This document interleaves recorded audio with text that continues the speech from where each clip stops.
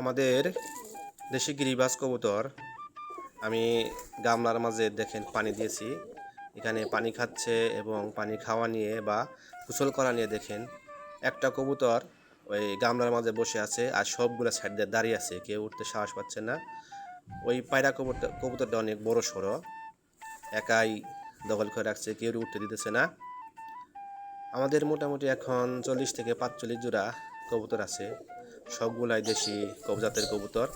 এখানে বাহিরের কোনো জাত নেই, আমাদের সম্পূর্ণ দেশি জাতের কবুতর। কেউ বলে গিরিবাজ, কেউ বলে গুল্লা।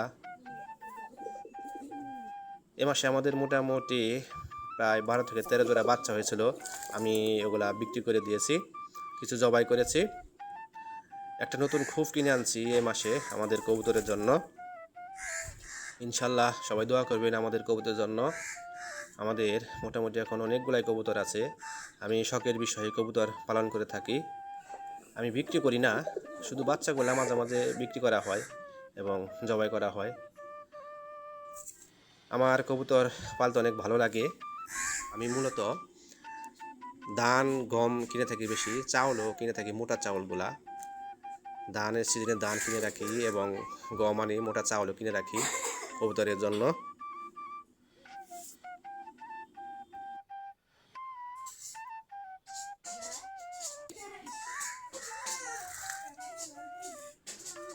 আমাদের দেশি গিরিবাজ কবুতর আমি গামলার মাঝে দেখেন পানি দিয়েছি। এখানে পানি খাচ্ছে এবং পানি খাওয়া নিয়ে বা গোসল করা নিয়ে দেখেন একটা কবুতর ওই গামলার মাঝে বসে আছে আর সবগুলো সাইড দিয়ে দাঁড়িয়ে আছে, কেউ উঠতে সাহস পাচ্ছে না। ওই পায়রা কবুতরটা অনেক বড় সড়ো, একাই দখল করে রাখছে, কেউ উঠতে দিতেছে না। আমাদের মোটামুটি এখন 40 থেকে 45 জোড়া কবুতর আছে, সবগুলাই দেশি জাতের কবুতর। এখানে বাহিরের কোনো জাত নেই, আমাদের সম্পূর্ণ দেশি জাতের কবুতর। কেউ বলে গিরিবাজ, কেউ বলে গুল্লা। এ মাসে আমাদের মোটামুটি প্রায় 12 থেকে 13 জোড়া বাচ্চা হয়েছিল, আমি ওগুলা বিক্রি করে দিয়েছি, কিছু জবাই করেছি। একটা নতুন খুব কিনে আনছি এ মাসে আমাদের কবুতরের জন্য। ইনশাল্লাহ সবাই দোয়া করবেন আমাদের কবুতরের জন্য। আমাদের মোটামুটি এখন অনেকগুলাই কবুতর আছে, আমি শখের বিষয়ে কবুতর পালন করে থাকি। আমি বিক্রি করি না, শুধু বাচ্চাগুলো মাঝে মাঝে বিক্রি করা হয় এবং জবাই করা হয়।